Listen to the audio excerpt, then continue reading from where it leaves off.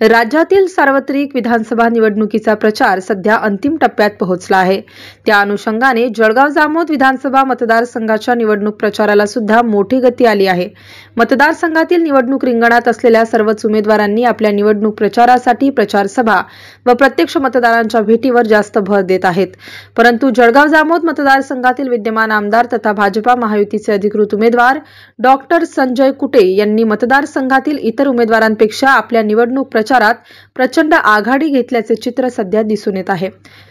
Doctor Sanjay Kute यांच्या प्रचारासाठी त्यांच्या सुविद्य पत्नी सौ अर्पणाताई कुटे निवडणूक प्रचाराच्या रिंगणात रणांगणात उतरल्याने महायुतीचे डॉक्टर कुटे यांचा निवडणूक प्रचार मतदारसंघातील घराघरात पोहोचला आहे।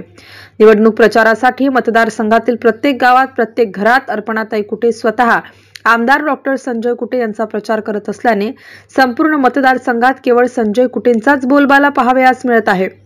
आपल्या आमदारकीच्या 20 वर्षांच्या कार्यकाळात आमदार डॉक्टर संजय कुटेंनी भरपूर विकास कामे केली आहेत।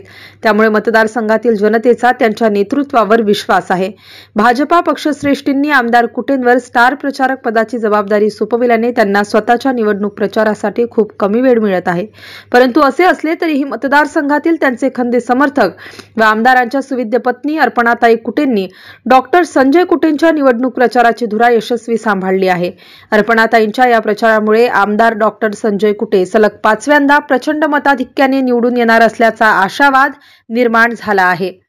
MCN न्यूज मराठीकरिता शेख अजीज, शेगाव।